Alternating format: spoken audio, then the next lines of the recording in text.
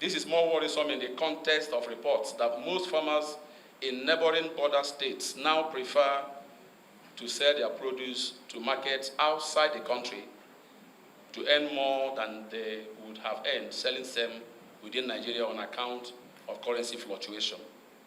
In the light of the above, this committee deems it wise to propose the declaration of state of emergency in nutrition and food security in Nigeria to address the issue with the required sense of urgency and multi-stakeholder strategic participatory approach.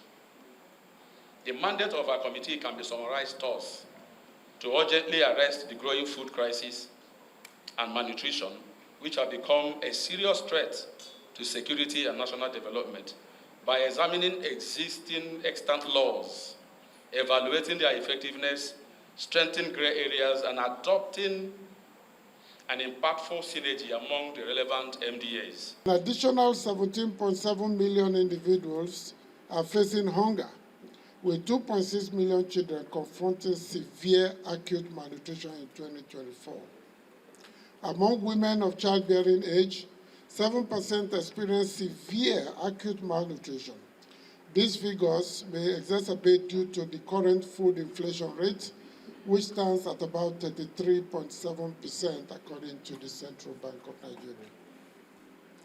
Furthermore, the World Food Programme's September 2023 publication of the Nigeria Hunger Map estimates that 24.9 million Nigerians are in an acute or critical stage of hunger, categorized as an emergency, while 85.8 million Nigerians have insufficient food consumption.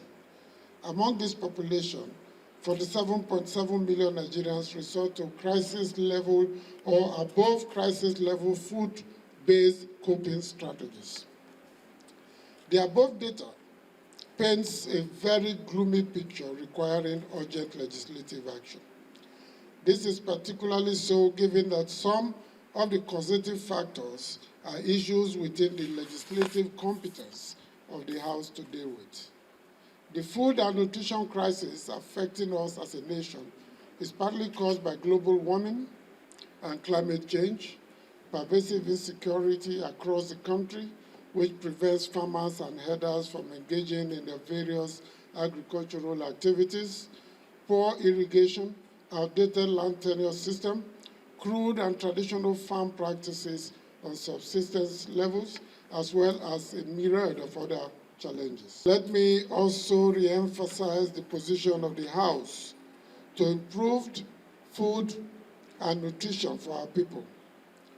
In our resolve as a House to tame hunger and malnutrition, pursue food security and sustainable development, we prioritize agricultural development as a key legislative agenda based on our strong belief that the agricultural sector is a critical factor in growing the nation's economy and scaling down poverty rates.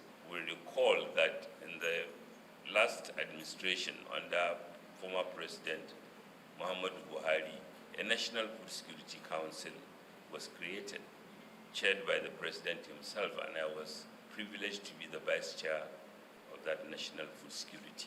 And what led to it is the recognition that food security is not an agriculture issue, it's not a health issue, it's not an environment issue, it's not physical security issue, it's all of it.